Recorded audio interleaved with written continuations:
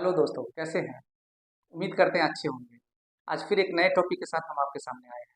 आज का मेरा टॉपिक है स्नेक बाइट। सांप के बारे में कुछ हम बताने जा रहे हैं, कुछ जानकारी देने जा रहे हैं। हम में से बहुत सारे दोस्त ऐसे होंगे जो बहुत कुछ जानते होंगे, लेकिन बहुत कोई कुछ दोस्त ऐसे भी हैं जो नहीं के बराबर जानते हैं।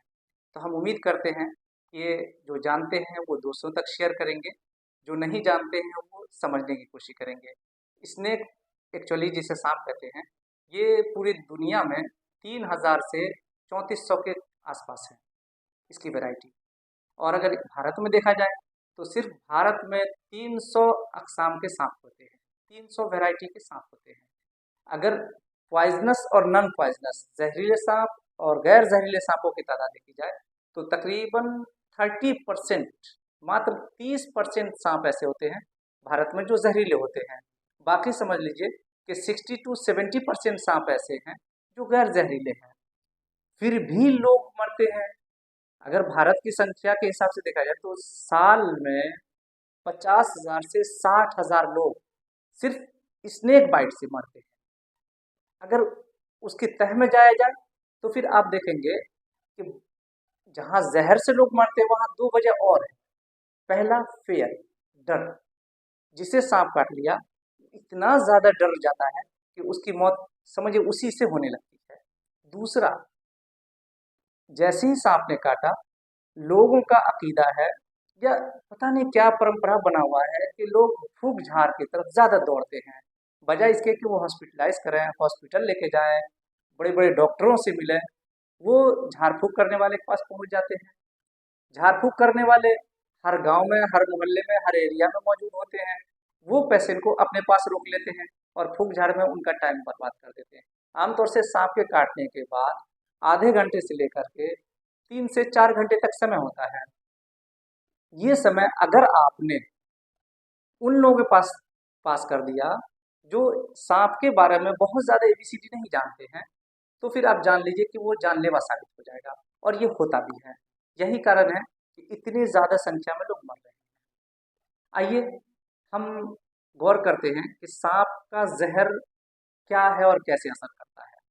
एक्चुअली अगर सांप के जहर के बारे में देखा जाए तो उसमें 90 to 95% एक पार्टिकल होता है जिसको हम लोग बोलते हैं प्रोटीन। दूसरे कुछ इंजाइम्स होते हैं। तीसरे में एंटीकोगुलेंट होते हैं। चौथी में देखा जाए तो कैल्शियम, पोटेशियम, मैग्नीशियम, मैग्नीशियम, इस तरह की बहुत सारे पदार्थ पाए जाते हैं, बहुत सारी चीजें पाई जाती हैं। अगर सांप के अकसाम के बारे में देखा जाए तो आमतौर से 3 तरह के सांप होते हैं। एक जो पानी में रहते हैं, वो होते हैं। दूसरा, दो टाइप के सांप वो होते हैं जो जमीन पे रेंगते हैं। तो ये कुल 3 तरह के सांप होते हैं। तीनों सांपों में पॉइजनस सांप और नॉन पॉइजनस सांप की डिटेल हम किसी और वीडियो में बताएंगे, कैसे आप पहचानेंगे। यहाँ पर मेरा मकसद है कि सांप के जहर के बाद सांप के कुछ एक के बारे में हम बताने जा रहे हैं। कोई एक सांप जिसको हम कहते हैं नाग, कोबरा, गेहूंमन, इसे इसके बारे में आज हम बात करेंगे। अगर देखा जाए तो यूं तो सांप का जहर 3 सिस्टम को बर्बाद करता है।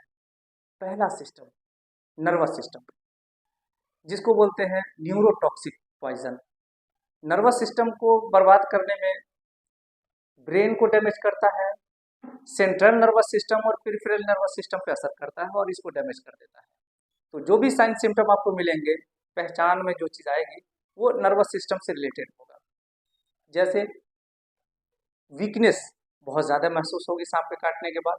जहाँ सांप का निशान मिलेगा, 2 निशान मिलेंगे, वहाँ वीकनेस भी बहुत ज़्यादा होगी। और भी कई चीज़ें जो हम अलामत के तौर पर भी बताएंगे। दूसरा होता है हेमोटॉक्सिक। ब्लड सेल्स पे इसका बहुत ज़्यादा असर पड़ता है और ब्लड सेल्स टूटने लगता है। जैसे डब्ल्यूबीसी है, आरबीसी है, प्लेटलेट्स है, एंटीकोगुलेंट कुछ फैक्टर्स हैं, ये सब बेकार होने लगते हैं। उसके साथ साथ liver function, kidney function, heart and lungs, इन सब पर भी असर पड़ता है। तो देखा जाए तो ब्लड सेल्स पे असर पड़ता है जिसको बोलते हैं हेमोटॉक्सिक। तीसरा है साइटोटॉक्सिक, मस्ट सेल्स, टिश्यूज और ऑर्गन्स, इन तीनों पर भी असर पड़ता है। कहने का मतलब यह है कि जहाँ पे काटा हो वहाँ की स्किन पे भी असर पड़ता है और वो स्किन के साथ साथ बॉडी के जो और ऑर्गन है उसको भी ये डैमेज कर देता है। तो वो हम उसको साइटोटॉक्सिक कहते हैं। इस तरह से पॉइजन 3 टाइप के होते हैं इसके। Number 1 neurotoxic, number 2 haemotoxic, number 3 cytotoxic. और भी कुछ कहते हैं लोग, कार्डियोटॉक्सिक भी होता है, कुछ और होता है, लेकिन वो इसी के साइड इफेक्ट में दिखवाता है। अब आइए कोबरा, नाग या गेहूंमन जिसे हम कहते हैं, आमतौर से बिहार में भी पाया जाता है। ये सांप बहुत ज़्यादा जहरीला होता है। इस सांप को पहचानने के लिए आप देख सकते हैं कि इसकी 3 वैरायटी होती है। सबसे पहला और कॉमन चीज़ ये है कि ये फन फैलाता है, मुंह फैलाता है, ये बहुत ज़्यादा है। दूसरा, ये एकदम से सामने की तरफ जो है वो आपको वार करने के लिए तैयार हो जाएगा। तीसरा, इसके फन के पीछे देखेंगे तो चश्मे की तरह से वी शेप में एक निशान मिलेगा, ब्लैक होगा। और इसके बाद एक सांप की ये पहचान है। दूसरे सांप में देखेंगे कोबरा की दूसरी किस्म, तो उसमें इसके फन के ऊपर चित्तीदार, इतना बड़ा चित्तीदार निशान मिलेगा। और तीसरा जो होता है वो फन तो उसका होता है, लेकिन ये 2 निशान नहीं मिल करके सिर्फ वो फन फैलाया हुआ मिलेगा। और साथ में उसका कलर जो होता है, थ्रोट का, गले का एरिया का जो रंग होता है वो हल्का पीला या रेड कलर का हो सकता है। तो इस तरह से काला रंग का हो सकता है नाग, गोरा रंग हो सकता है जिसके गेहूं की तरह से होता है, जिसको गेहूंवन कहते हैं हम, या हल्का सा रेडनेस गले के पास होता है। इस तरह से हम पहचान सकते हैं। बहुत ही जहरीला, बहुत ही गुस्सैल होता है, गुस्सा करने वाला सांप होता है ये। अगर इसने किसी को बाइट किया है तो आप ये समझ गए कि इसका छोटा बच्चा और ये बड़ा तकरीबन सेम पॉइजन रखता है। और ये जिसको भी बाइट करेगा तो बाइट करने की जगह 2 निशान मिलेंगे। चूंकि फ्लैंक्स, इसके दांत तो होते हैं जैसे हमारे आपके दांत होते हैं, वैसे ही चौड़े दांत तो नहीं होते, लेकिन सिरिंज सुई आपने देखा है, जिस तरह से सुई के अंदर सुराख होती है और पिस्टन को हम दाबते हैं तो दवा सुई द्वारा बाहर निकलती है, उसी टाइप का इसके दांत होता है। और गलफड़े में पॉइजनस ग्लैंड होता है। जैसे ही ये किसी चीज को पकड़ता है ये सांप, तो वैसी शक्ल में इसके जबड़े के मसल्स सिकुड़ जाते हैं और ऊपरी जबड़े में इस पॉइजनस ग्लैंड होता है, वो ग्लैंड सिकुड़ता है। और सिकुड़ने के साथ साथ उसमें जो पॉइजन होता है वो दांत के बीच में एक सुराख होता है, उस सुराख द्वारा स्किन के अंदर प्रवेश कर जाता है, स्किन के अंदर चला जाता है वो जहर। वही जहर या तो न्यूरोटॉक्सिक होता है, या वही जहर हेमोटॉक्सिक या साइटोटॉक्सिक होता है। तो ऐसी शक्ल में उसके फ्लैंक्स, फैंक्स कहते हैं उसको, फैंक्स दांत के निशान मिलेंगे। नंबर 2 पे जहाँ पे काटा हो वहाँ पे रेडनेस मिलेगा, ब्लिस्टर दाना आ सकता है छोटा या बड़ा, या दर्द की शिकायत मिलेगी। दांत अच्छा, अगर सरफेस एरिया ज़्यादा है तो वहाँ पे तो 2 निशान आएगा। अगर सरफेस एरिया ज़्यादा नहीं है तो एक निशान, जैसे फिंगर पे काटा हो तो कभी कभी हो सकता है कि एक ही निशान आया हो फिंगर का कुछ, और ज़्यादातर देखा जाएगा तो 2 निशान मिलते हैं। तो इस तरह से आपको पहचान में जो है ये 3 चीज़ें मिलती है। उसके साथ बुखार हो सकता है, उसके साथ जनरल वीकनेस, कमजोरी बहुत ज़्यादा होती है। एक होता है टोसिस, आँख की पलकें गिरने लगती हैं। और साथ साथ आप उसके बॉडी को देखेंगे तो बॉडी लूज होना शुरू हो जाता है, और डिप्लोपिया एक कहते हैं कि कोई भी चीज़ धुंधली नजर आने लगती है और सही उसकी शक्ल नजर नहीं आती, बल्कि 2 शक्ल दिखवाने लगती है। तो इससे हम लोग पहचानते हैं कि कहीं ना कहीं सांप ने काट लिया इसे। और आगे कंडीशन में देखेंगे तो नर्वस सिस्टम से रिलेटेड ये सांप होता है, जहर फैलाता है, तो ऐसी शक्ल में पैरालिसिस हो सकता है। रिस्पायरेटरी पे देख सकते हैं तो रिस्पायरेटरी चेंजेस मिलेंगे, सांस की गति कम होने लगती है, साथ साथ ब्लड प्रेशर कम होने लगता है, पल्स रेट घटने लगता है, कार्डियक आउटपुट कार्डियक रेट कम होने लगता है, और पेशेंट शॉक में चला जाता है। शॉक के बाद उस पेशेंट का डेथ हो जाता है। ऐसे पेशेंट पैरालाइज हो जाते हैं, लकवा ग्रसित हो जाते हैं, ऑक्सीजन का लेवल भी कम हो जाता है। और आगे देखा जाए तो इस तरह के पेशेंट का जो देखा गया तो किडनी फेल होता है, लीवर फेल हो जाता है, लंग्स फेल कर जाता है। इसी तरह से कार्डियक फेल्योर का पेशेंट भी मिलता है। चूँकि ब्रेन और नर्व, पेरिफेरल नर्वस सिस्टम और ब्रेन या ब्रेन की जो नर्वस सिस्टम है, सेंट्रल नर्वस सिस्टम, उन सबको डैमेज करता है, तो उस हिसाब से उस तरह के अलामत पाए जाते हैं। आइए अब इसके इलाज की तरफ हम देखते हैं। इलाज से पहले हम इन्वेस्टिगेशन की तरफ देखते हैं। तो इन्वेस्टिगेशन में क्या करते हैं, आमतौर से इन्वेस्टिगेशन की बहुत ज़्यादा ज़रूरत नहीं होती है। दांत का निशान और पॉइजनस सांप ने काटा है, नॉन पॉइजनस सांप ने काटा है, इसको डॉक्टर लोग डिफ्रेंशिएट कर लेते हैं, उसी से पता चल जाता है। बात की बात है कि जांच क्या कराया जाए। अगर जांच देखा जाए तो उसमें सीबीसी करवाते हैं। सीबीसी में डब्ल्यूबीसी व्हाइट ब्लड सेल्स होता है, रेड ब्लड सेल्स होता है, प्लेटलेट्स होता है। ये 3 चीज़ों को खास तौर से देखते हैं। ये तीनों चीज़ें टूटने लगती हैं। एंटीकोगुलेंट फैक्टर की वजह से प्लेटलेट्स टूट जाता है, और भी कुछ फैक्टर्स जो बॉडी में होते हैं जो ब्लड को रोके रखते हैं बाहर निकलने से, वो बिल्कुल ही बदल जाता है। ऐसी शक्ल में ब्लीडिंग का चांस रहता है, इंटरनल ब्लीडिंग होने लगता है। और दूसरे वीडियो में हम बताएंगे बहुत सारे सांप ऐसे जिससे नाक से, आँख से, कान से, पेशाब पैखाने के रास्ते से ब्लड निकलना शुरू हो जाता है, हेमोटॉक्सिक में खास तौर से। तो इस तरह के न्यूरोटॉक्सिक में भी कुछ कुछ केसेस में देखने में आता आता है।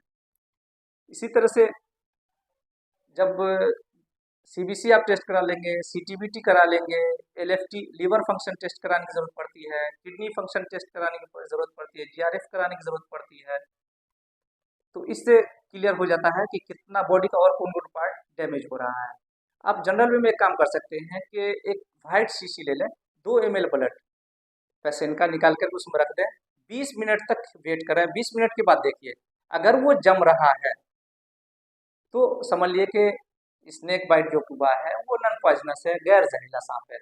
लेकिन अगर वो नहीं जमता, थिक्का नहीं बन करके बिल्कुल नॉर्मल रहता है, बिल्कुल देखिए कि ऊपर नीचे कीजिएगा तो बिल्कुल नॉर्मल दिख पाएगा, तो इस तरह समझ जाइए कि ये पॉइजनस सांप ने काटा है और उसके खून को पतला कर रहा है।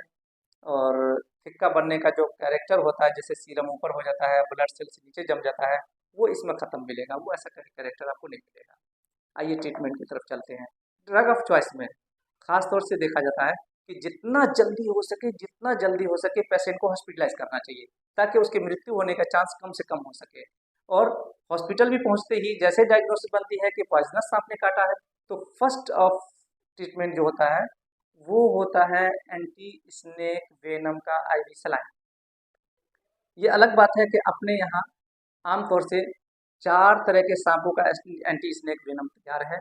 Number 1 cobra, number 2 krait, number 3 Russell viper, number 4 saw scaled viper. इन चारों के मिली हुई जो पॉइजन का कंपोजिशन होता है उसको पॉलीवेलेंट एंटीवेनम सीरम कहा जाता है। पॉलीवेलेंट एंटीवेनम सीरम कहा जाता है।